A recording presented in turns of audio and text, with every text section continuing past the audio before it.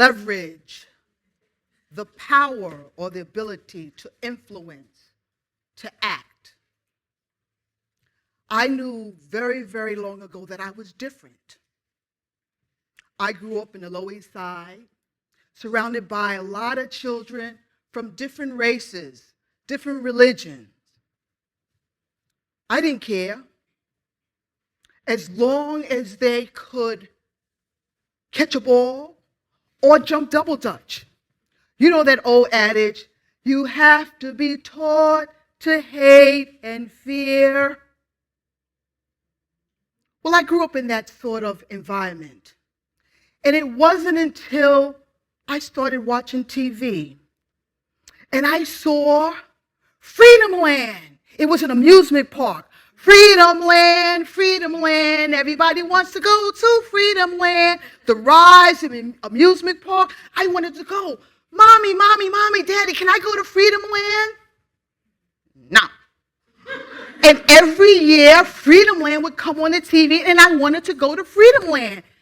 And I couldn't go. So then it was the Mickey Mouse Club. MICKEYMOUSC. There's Bobby and Sharon and David and Karen. Mommy, this Karen is Karen. We have the same name. Can I be on the big Mickey Mouse Club? No. But Mommy, why? Karen and I have the same name. The only difference is that Karen had long, dark hair and fair skin. And me, I had my afro and dark skin. Mommy. Nope, can't go. So I felt that there was some sort of hidden agenda there. And then I watched TV again and I started to see visions of people like me being fire hosed down because they wanted the right to vote. Or the dogs, German shepherds, sicking on people because they wanted to have the freedom to speak. And I said, something is wrong with that picture, but still in denial. I said, I'm going to go to school and I'm going to get that diploma. I went to high school and I got that academic diploma, not the general diploma, not the secretarial diploma, but I got the academic diploma.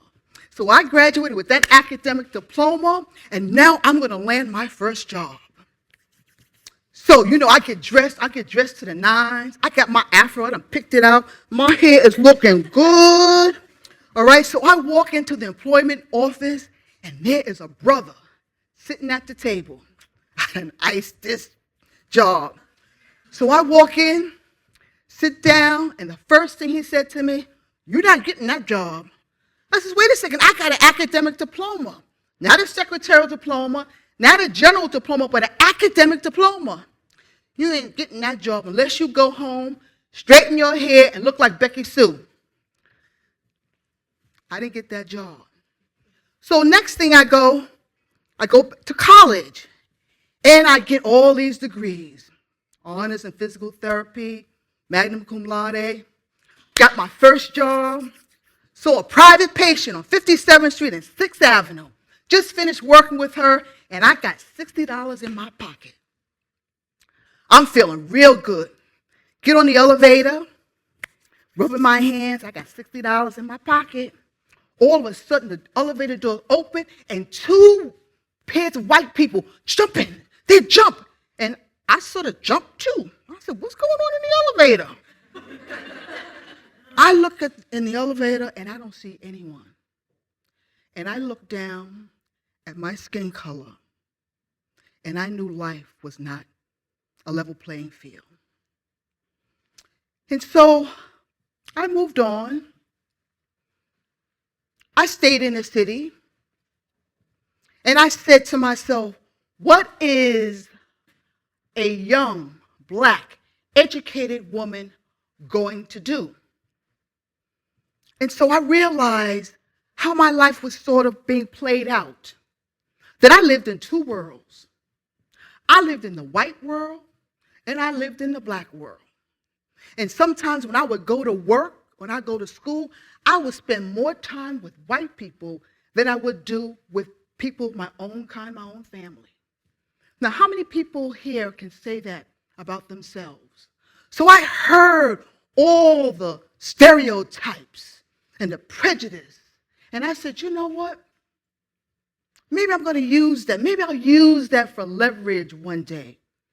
And so I heard all the things people would say about people, about white people and about black people.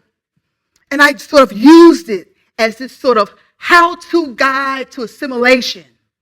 Or, can't we all get along scenario? Or, when will I overcome? And so I said, one day, will I overcome?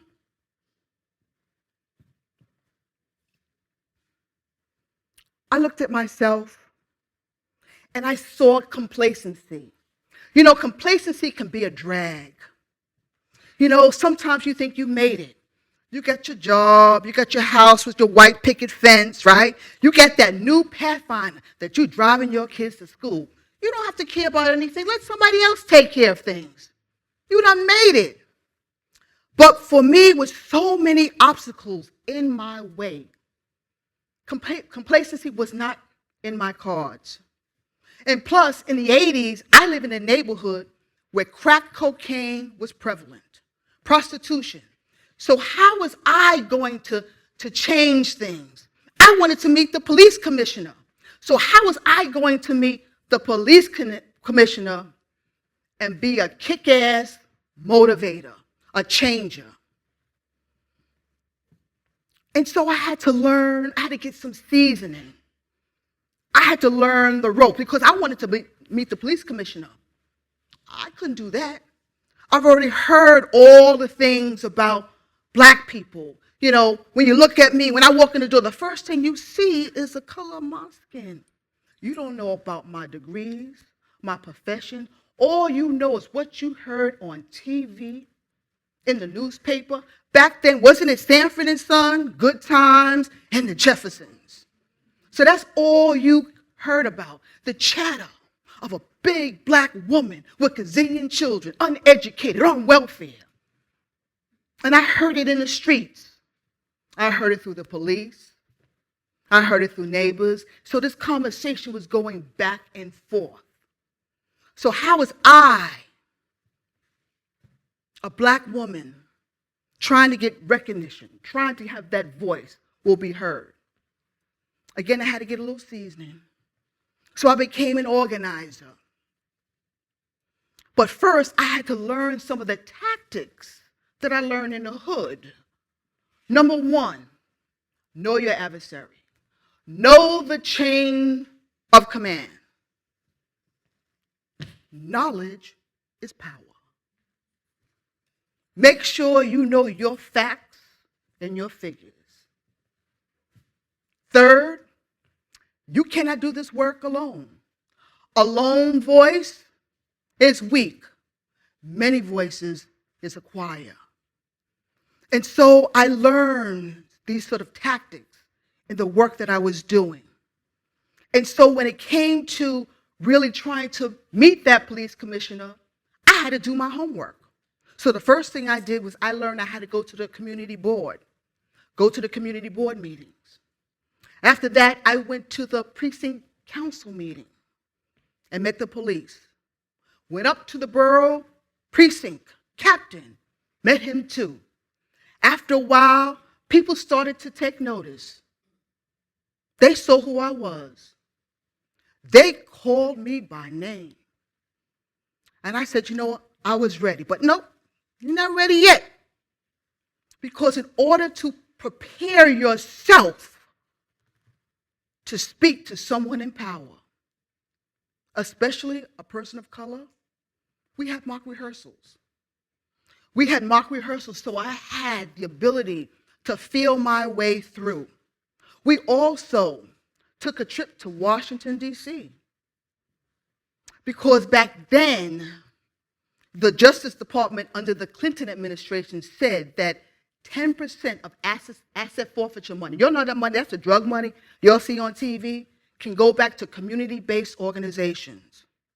And we went up to Washington, D.C., sat in the Justice Department, and he said, you know what, go after that money. We also had a list of all the drug dens that were in our neighborhood, as well as the times the police showed up or didn't show up. And so now I was ready. Knock, knock, knock. We walk in, strategically placed on each side of the table. I walk in. There before me standing is the police commissioner. I'm hearing the buzz. He's hearing the buzz back and forth. And as I proceeded to speak with intelligence, with fact, that man slowly stepped back, sat down, and proceeded to listen to what I had to say. That day, I recognized I got my voice.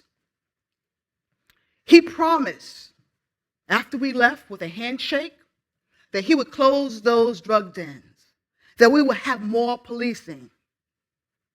And he kept his promise. That day, I learned the power of stereotypes to use for leverage. And I learned it from you. You. And as a result, I've been to the White House. I've met Michelle Obama. I was voted one of the 100 influential Black people in America. So leverage, I learned from the use of stereotypes. Thank you.